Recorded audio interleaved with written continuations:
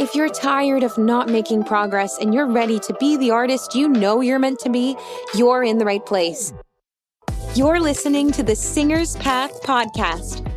The Path, or Performing Artists Training Hub, will cover everything, including singing tips that actually work, advice from top industry professionals, and life-changing mindset shifts. Out with the starving artist and in with the thriving artist.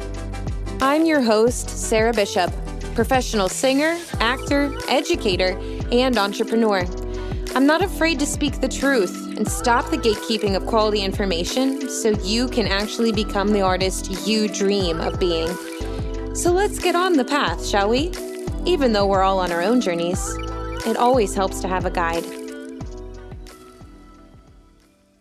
Hello. Welcome back to the Singer's Path podcast. It's me, your host, Sarah Bishop. Okay, yeah, we're reaching that time where I'm becoming a little bit of a Looney Tune as I'm recording late into the evening. It's almost 10 p.m., but as I've been changing my sleep clock to match my husband's time, this is basically 1 a.m. for me right now.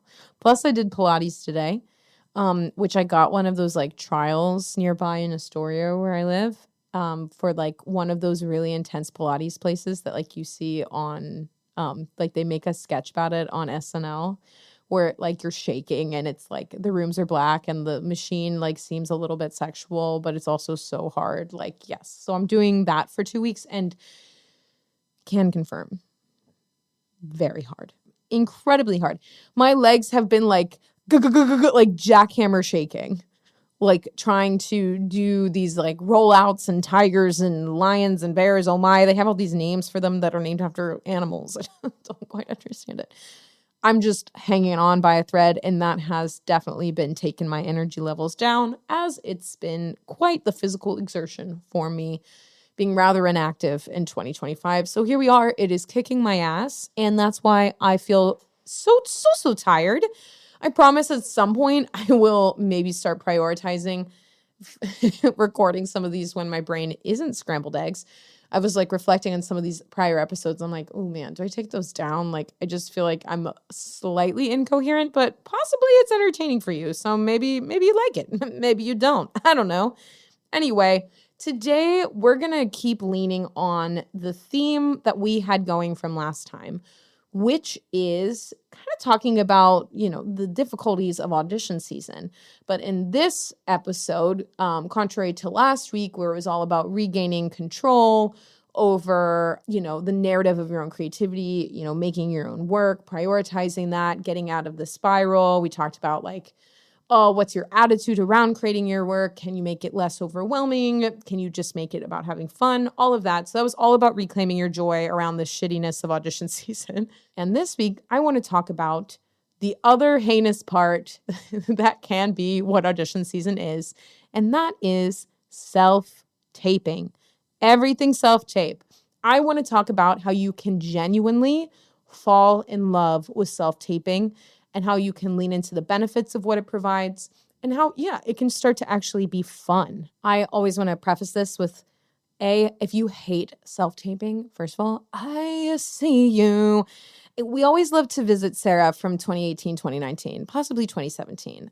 When I tell you I would get an allergic rash if someone was to ask me to tape at that time, being asked to tape was like the kiss of death of I'm definitely not getting this job now at that point, because there were so many auditions in person pre-COVID that I just remember like I was asked to tape like maybe once or twice, like when I was on tour for gigs to maybe book after I got back from tour.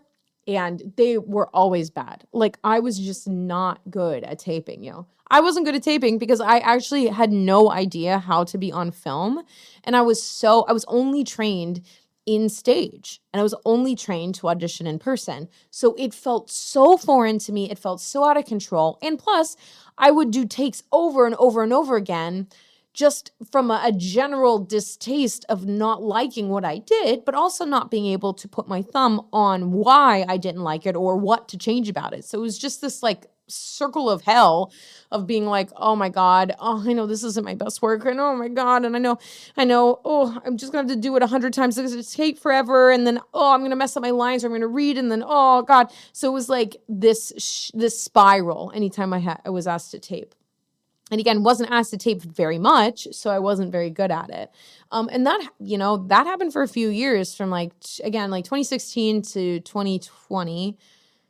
I was very taping adverse. Like I actually flew myself from, I think was it St. Louis? Yeah, St. Louis to New York City. I actually played hooky. I played hooky for the show I was on, Cabaret, because the company company management was really nice. Stage management was kind of weird about like letting you go audition for things. And they like would not excuse a personal day because they didn't think it was a good enough reason to take a personal day. I had like not ever missed a day of work. So they like were not great about giving time off. Like you actually get so few days off, guys. Like you really don't get days off when you tour. If you do get a day off, it's a Monday and it's called a golden day. And it meant that was like one of the only days you didn't travel, because how our work schedule went, I'm getting on a little bit of a tangent, but you would travel on Mondays and then you would perform Tuesday to Sunday and then you would travel on Mondays again. A golden day was if you were in a city for like at least 2 weeks.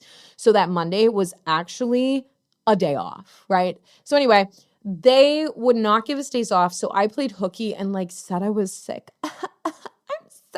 But instead, I got my ass on a plane and I flew to New York so I could do an initial call for Fantine and Les Mis on Broadway. I was like, deuce, I'm flying my ass there because I refused to make a self-tape. Okay. Oh, we had someone comment, I am on Instagram Live here today. This is interesting because I just had a student who's amazing, but once I handed her a mic, she completely choked up. Seems like the same with self-taping. Yeah, I mean, singing into a mic, that's gonna make them project, right? And so if they have any fear around being heard at all, threatening. Threatening. Oh my God. Yeah, but if someone's never sung into a microphone before, they're probably gonna feel like, oh my God, like I can't possibly sing into that because, that's actually going to make me be heard. So if they have any fear around actually being heard, yeah, they're probably going to freeze up or just might be unknown. The self-taping freeze was like, oh, I'm not good at this, right? Like I can't, like, this isn't going to be good work. I have to like control how this comes out because I'm only used to doing it in this medium. So that was my aversion to self-taping. But yeah, I will say 2020 for everybody, you had to just learn to get better at it. Because it all became self-taping, which, okay, I'm going to tell you, in my experience, I kind of was obsessed with this eventually. The first level that I was obsessed with was in regards to dance auditions. Now, let me be clear. I would rather, again, freaking, I don't know, lick a subway pole than do a self-tape for a dance submission nowadays, because of you have to get a space and then you have to set your thing up and then you have to pay for things. Like you have to pay for the studio to actually dance in and bring all your stuff down. And like, it's not a good time. However, what it is good for when you have the tape ahead of time with a choreography is like, you can take extra time to actually learn the combination. Like, you can actually, like, I could actually calmly, without putting my nervous system into fight or fucking flight, sit down and actually learn the combo. Now, when I get a self-tape for dance, one of the quickest things that'll send me into a spiraling 10 of rage is if they don't do it facing the back, if they do it facing you and expect you to mirror it. Like, I'm sorry. I don't know if I've gone on this rant before on the podcast. I beg your fucking pardon. We all learn to dance with your back facing me. I know we can usually also see you in the mirror, but like, I need to see your ass doing the steps, okay? Do not turn around and face me on a video, because then I have to sit there and then I'm not sure, like, oh, is it already being mirrored? Do I have to mirror it? Okay, now I have to reverse everything. I have to make sure that I'm doing it. Yeah, you have to literally flip it. Yes, absolutely fuck that. Yeah, to the people on live. Yeah, fuck that. That's what I'm saying. And nothing sends me to a 10 like that. Or you know what? Hey, listen, all you need to do, I don't even care if it's up tempo. Do the combo once facing me and once turned around. You don't even have to slow it down. Damn, you don't even have to teach me. I'll slow it down. I don't want to reverse things. That's what drives me bananas. Anyway, tangent, let's get over that. Okay. Thank you for listening. So, self-taping for me with dancing actually started to be really great because I had a great deal of anxiety around learning the combinations so quickly, those dance combinations in the audition room. That really, really, really, really sends my nervous system into a spiral. That has to do with my history around dance. And that's actually a big reason why I get like a lot of the singers that come to my studio that have like a complex relationship with their voice. It's because I have a complex relationship with dance. Like, I get it. Like, it's, sometimes when we, had some bad experiences growing up, that can really inform how we view ourselves in our art form today. So I get it. So anyway, that was affecting deeply how I was showing up for dance auditions. I feel like I would black out in those rooms. And again, being an artist is regulating under extraordinary circumstances and trying to be like a high functioning athlete in a very stressful situation. And yeah, those Broadway calls, I will say those dance calls got a little bit easier when I had the actual combination ahead of me ahead of time, right? Now, I will say at first I was still pretty bad at doing like singing and acting self-tapes, okay? This, when you kind of have to just accept that this is the way it is, then you finally do start to see the silver lining as what self-taping is, right? One, you can tape from anywhere. You really can. Now, do you probably need a light and a tripod? Yeah.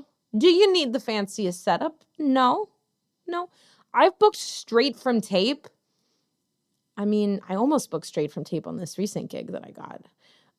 But I did. I booked one of the shows straight from tape on this gig that I just got for the summer that I can't tell you about yet. And then I booked another one straight from tape. I booked several jobs straight from tape. Okay. So, and none of which had a super fancy setup. Like, again, it was like one of those pop-up blue screens and a tripod and like a ring light that I was like bouncing off of a wall, like, and my phone. Like, I know sometimes I'll see online, like people are selling these like really fancy self-tape setups. And like, sure, maybe if you want to like add something to your reel, like you want to sing in a little bit of an elevated space. Like I did that with Waitress, right? Like I went into a rented room and I made it like a music video and I elevated it so it just didn't look like I was making a self-tape. But you don't have to spend a ton of money getting fancy equipment. They just need to be able to see your face and not be distracted, and you need to look good. Okay, cool. Well, or just look appropriate for the character. Sometimes you're not supposed to look good, right? Depending on what you're doing. So, all that to say, yeah, you don't have to. I always look at those and I'm like, that's such a waste of time and money. Like, that is so unnecessary to do like a really fancy self-tape setup, unless it's for something else that you're creating. Okay, so self-taping for me personally got easier when I finally had to just accept that this is the way things are now. And I started leaning into the silver lining, like, yeah, you really can do this from anywhere. However, the real problem was underlying in that I really didn't feel like I was properly trained in acting or singing. And so at that time around 2020, that's when I also, thanks to, unfortunately, for the unemployment and all of that, I was in a situation where I at least could I had somewhere to go where I could save that money. And that's when I invested in voice teacher training. And I also invested in actor training. And then I was in the practice of getting better and better and better at the actual skill, which is if you listen to the previous episode that I did when I was in the treadmill of like feeling like shit, like I couldn't actually create anything and just felt like everything was so expensive and you're just in the audition desperate grind. That's what finally got me out of it, was the ability to kind of be at home and live at home and, leverage that money, use the money that I was getting from unemployment to actually invest in skills that ended up making me a lot of money later. Honestly, from my life trajectory, like COVID was awful, right? But that really did help me get a leg up in my own life and get things together. But I will say, the thing, even during those times, even when I was working on my acting skill and my singing skill, I still resented the fuck out of self-tape. And I was like, bring me back to in-person, mostly because I just felt like that was what I was best at. And then I started taking acting for television classes, acting for screen, acting for video. And this is what really, really, really changed the game for me to start enjoying it. Now, at one point, I'm kind of a little shit, right? Like, I'm kind of a pistol. I have a big emotions, and I'm not afraid to have them read the fuck all over my face, right? I carry those with me everywhere I go. So I had an attitude, I mean, in all honesty, about resenting acting for screen, because I had this story of like, oh, I'm a theater actress. Like, everybody's just told me like, oh, I'm not pretty enough to be on camera, or like, oh, like, I'm just too big to be on camera, and like, that's just not my thing, and that's not what I do. But now we have to self-tape all the time. And even if you're auditioning for a musical, okay, you're gonna have to learn, if you want a good self-tape, all of a sudden now you are being forced to work in a medium that isn't a giant stage, right? If you film an audition and it's really close to you and you are doing it as if you're on a giant stage, it's just not going to read very well. It's just not that medium. So there was another truth that needed to be accepted. Okay, I'm realizing that I don't really like self-tapes, not because of the freedom or the flexibility or that I can do it on my own time or that I can film from anywhere. All those are great. It's actually because I feel like my tapes aren't really that good and they're not getting me anywhere, because I actually don't know how to harness the skill set that it is actually to act on camera, because there is, even if it's for a theater job, there is some kind of cross to that skill. It is a visual medium. And so once I crossed that threshold of acceptance of like, hey, okay, I'm being honest with myself and owning the fact that maybe I don't know everything I need to know over here. And maybe that's why my tapes aren't looking so good and I'm not booking the way that I want to off of these tapes. So that's when I started to take acting for the camera classes. And maybe I'll have him on the podcast. I'm not sure if he would be interested on.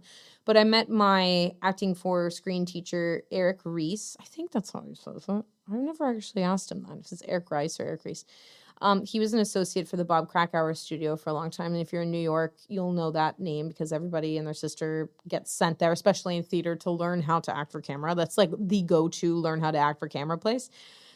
So I started taking with his associate, Eric, who eventually, now he has his own studio. So if you're looking into learning this skill, his name's Eric Reese. So he has his own thing right now.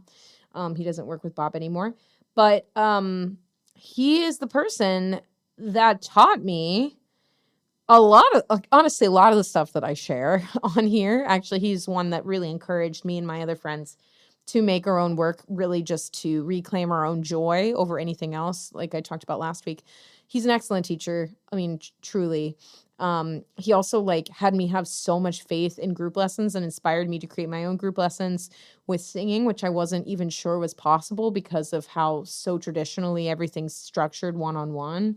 But I had grown so deeply from having individual time in his class, but also learning so much from the other students, from watching them and watching how he worked for them. I was improving as a teacher. I was improving as an actor greatly. That's also what inspired me to start doing my own group lessons with singing, and which have proven to be so fruitful and so beneficial for people, which has been awesome. I mean, honestly, I wasn't sure how it was going to go, and I'm just so grateful for that container and how that exists now. But so Eric was really the one who was like, yeah, dude, you need to get better at this. And so he taught me how to get better with it. And so I'm going to tell you a couple things that maybe you can harness to make self-taping a little bit more tolerable. The first thing is, it is a visual medium, even if we're crossing between theater, right? Even if we know that it's going to be bigger, for the sense of the self-tape, you do have to consider a little bit of the visual storytelling element to it. That doesn't mean you don't act and you don't get specific on, what's causing the scene to start, what's your point of view, getting everything specific, what's the objective here going on, all of that, regular acting stuff needs to be in place. And then there's this final layer, this technique of sorts, where you're learning to be, how do I want to say it? It's almost like a peripheral skill. You're somewhat aware. You start to become trained and aware of how what you're doing in the frame is going to come off, right? You start to build awareness and these visual eye lines and tricks and cues and things you can do to keep yourself busy that make, that look like they read well after practicing, and you kind of accumulate this information as to what will read well on camera and what will not read well on camera. They also talk about like these access points and cross the axis and where your eye's looking, and what's going to be the most effective for the storytelling. Where are you accidentally cutting people off? Where are you dropping focus? Where are you cutting the audience out? And even though, and again, I want to kind of speak to the same overwhelm that you might have felt in the previous episode. If you're feeling like, oh, fuck, I have to learn another skill, like, fuck you. Like, I don't want to learn that. I don't have to do that too. I'm just telling you, like, the minute that you can accept that this is just how things have moved, and that learning to act on camera will not only help you get camera jobs, like film work on actual TV sets and commercials and stuff, but it will also help your tapes look like fire. And I'm telling you, there is a whole, like, everybody in New York is talented, but the ones who learn to tape exceptionally well and are harnessing and leveraging this visual medium in a way that they know is just going to enhance their storytelling, those tapes stand out. And those are the kinds of people that book directly off of tape, because they are enhancing and perfecting this medium beyond like the audition itself. Well, that doesn't even make sense, but you know what I mean. They're focusing in on this extra element of the medium. Okay. So that, honestly, when you start to learn at the actual scale of acting on tape, you don't just treat it like a self-tape where you're holding your sides and you're just delivering the line and like that's good enough, or it's not good enough and you're watching through your auditions and you're like, I hate this and I don't even know why. I hate this, right? If you can, for a second, pivot your focus into, hey, maybe I just need to learn to act on film and act on camera. And then you start to enjoy and learn about that process, and you start to feel empowered by it, and you start to like get better and better at it. And then over time, you're like, oh my God, like this looks so much better. Oh my God, this is kind of fun. Oh, wait, I love to see my classmates working on things. Oh, wait, I can really see how much people are improving. I can really see how baller my auditions are. After that, you're going to start to really enjoy taping and actually honestly prefer taping. That's the wild part. I will say all of my friends that I've made in this class, they're so talented. Again, making it to like final rounds in chemistry reads for like HBO shows and stuff. Like, I mean, these people are incredibly talented. Been in fucking feature length films that, like these people, insane. And I respect them so deeply. They're wonderful. But we all, oh my God, this week we all collectively had like a terrible class, actually, because like I had gone into an in-person callback the week before and was like peeing my pants. There were like 2 other people in the room that had in-person callbacks. And then this week there were other people that were having in-person callbacks, and everybody actually was feeling more nervous to like go in person and do the screen test or do the next round of callbacks than they were their initial tape. Like everybody feels so comfortable now because now they know like the medium itself is fun, and they know how to make the storytelling lit, and like we can lean on our group of friends, and every self-tape we do is just like an opportunity to have a good time and see what we can do. That like then when we don't have that, we actually have to go in and like do the scene, then we like freak out a little bit. So it's like reversed itself a little bit. The third, did I say the second thing? I don't remember if I actually said a second thing.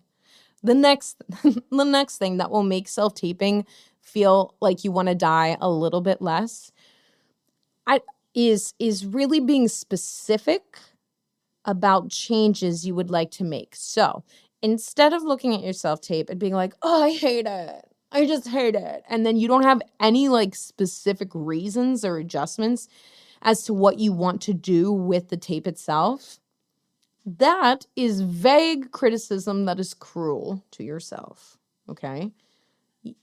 Once you start to understand and you're practicing this skill, you'll get better at pinpointing specifics as to what actually needs to be adjusted to make the tape better. But if you're just taping it over and over and over again for 2 hours and it's not getting anywhere because you're just like throwing darts blindly at no bullseye, like you're not even really aiming for something. You're unclear of what actually needs to be adjusted, then you're really just torturing yourself. And of course it doesn't feel good. Okay. And I will say, again, when you get better at the skill, that'll be easier to detect. Now, I've heard some people say, oh, don't do more than 3 takes and you're done. Yeah, so it depends on how much you prepped, right? If you feel like you've prepped to the fullest amount and it's just not going to take that much time and you get a good take, then you get a good take, right? And then send it, right? If you watch it back and you're like, yeah, that was actually pretty good and the prep was all ready and all done and that's good. Now, one thing I will say, if you're spending, I want you to check on how much time you're spending on prep because that can make people actually hate self-tapes too because they put so much work into learning it and like it feels so draining. Another benefit of getting your ass in class and like repping out scenes and learning songs and material quickly and learning scenes quickly is that you get better at memorizing and you actually get better at doing large amounts of auditions more quickly. So it feels less overwhelming, right? All of this eventually, hopefully, while you're keeping yourself training, while you're keeping yourself practicing, while you're learning to make this inevitable part of being an auditioning actor actually an enjoyable process because it's not going anywhere, you are going to get better and faster at doing that skill. It's when you actually don't practice that skill that it becomes more cumbersome and more overwhelming to learn things. And all of this is actually prepping you for when the opportunities are coming knocking down your door. I will tell you, last year, for the first time, I think I had 6 auditions in one weekend. I had 6 self-tapes in one weekend. And it was for a commercial, a feature-length movie, a Broadway show, and 2 regional shows, one of which was an actor-musician show that I had to play, okay? If I had not been practicing these skills of self-taping and learning stuff quickly, like practicing learning things, practicing actually memorizing things so they weren't in my hands, practicing the shaping of the scene and kind of structuring it so that the tape looked good, I'm telling you, I would not have made it through that weekend. Okay. That Broadway show, there was a heavy dialect, there was multiple characters, there were songs, it was insane. And I was able to get it all done in literally one day because I got all the material Friday and it was due Monday. So I had like one day to learn it and I had one day to tape it, right? If I had not been doing that practice, that would have been hell. But it was like kind of fun because I was like, holy shit, like things are going well. Like I'm getting asked to tape a lot. Like this is a good challenge to see how I hold myself through things going well. Like holy cow, right?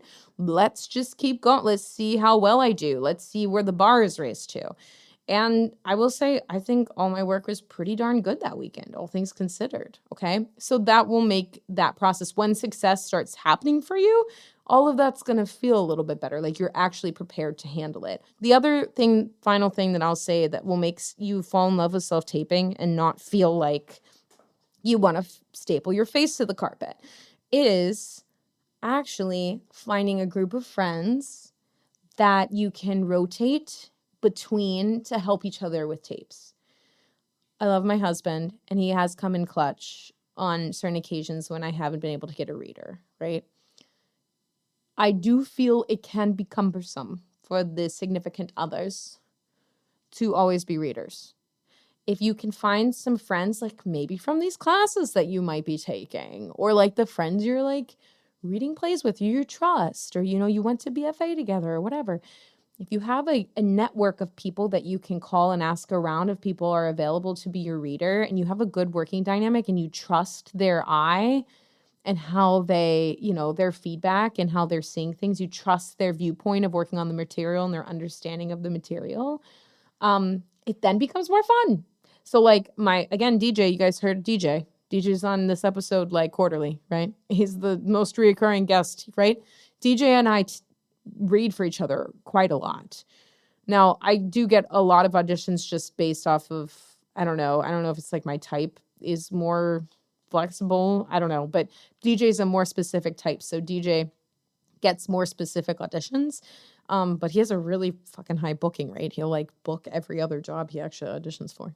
But anytime he has something come up, I'll read for him and I'll help him work on it. And anytime I have something come up, he's there to help me.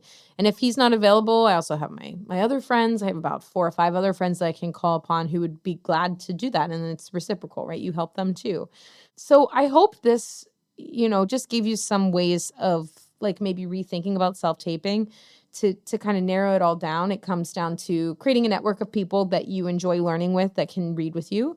It comes back to falling in love with actually the visuals of acting on camera. If you treat it like that and you treat it as an opportunity to tell a different kind of story through image and a challenge of, ooh, what can I learn from doing this? And how much fun can I have doing this? The work always ends up being better.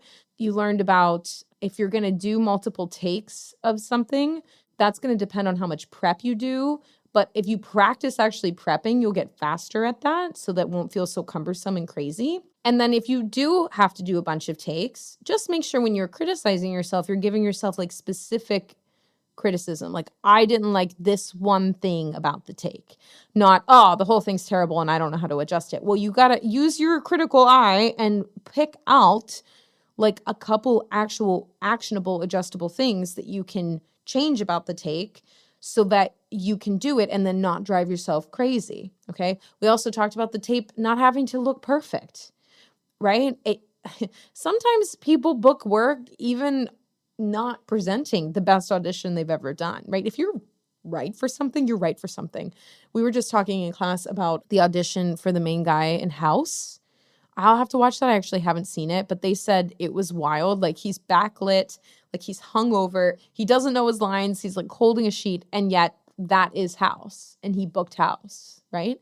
So yeah, it's about practicing. Someone just said, how do you just like get comfortable with yourself on camera? You got to practice. You're going to be bad at it at first. Like, again, like I said, for years, I was bad at it. I was bad at self-taping. And I was bad at making content. If you go back to like 2022, yikes. Whoa, what's she doing? What's happening with her? Right? It's because I wasn't comfortable. It just took exposure, trial and error, like learning. And again, regulating through feeling so discombobulated with this thing, right? Just like your student, Victoria, when you're saying like, what would you tell your student if she was learning to sing with the mic? Well, she's got to practice so she becomes more comfortable with it. But yeah, highly recommend taking an acting for camera class. There's a few other people that offer those. Again, my teacher is wonderful if you want to check him out. And I'll leave you guys with this. If you feel like you get in your head a lot and, you just don't know how to like unplug from the crazy mind spin out right before you do a self-tape or even before you go into an in-person audition, please check out the attached below Abundant Artist audio series. That is a wonderful, wonderful, wonderful free resource so that you can focus on making yourself radiant and feeling really confident before you go into the room and really put your focus on doing the scene and doing the work and not feeling like you're distracted and spun out from all of the other things around you, right? Whether it's the camera right in front of you or it's the pianist clanging in the big open room or it's the person eating their sandwich at the table that's not paying attention to you, right?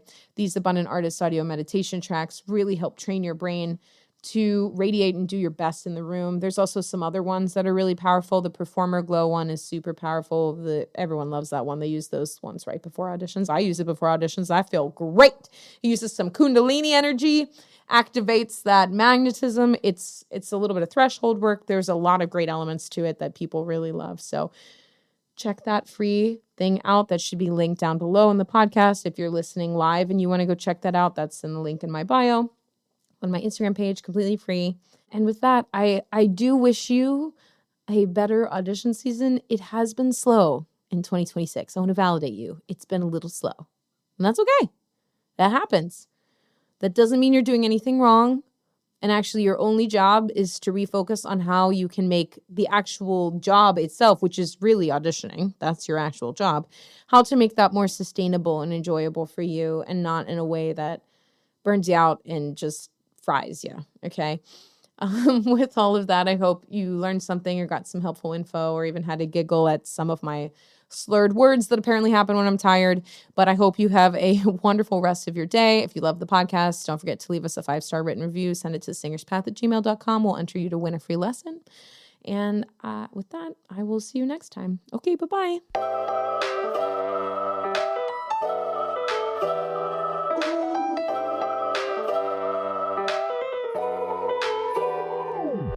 If you enjoyed this episode, please leave a 5-star written review on Apple Podcasts. This helps me get this information out to more artists all over the world. Let's work together to spread the joys of music. Until next time, I'm your host, Sarah Bishop, signing off from the Singer's Path podcast. Thanks for listening.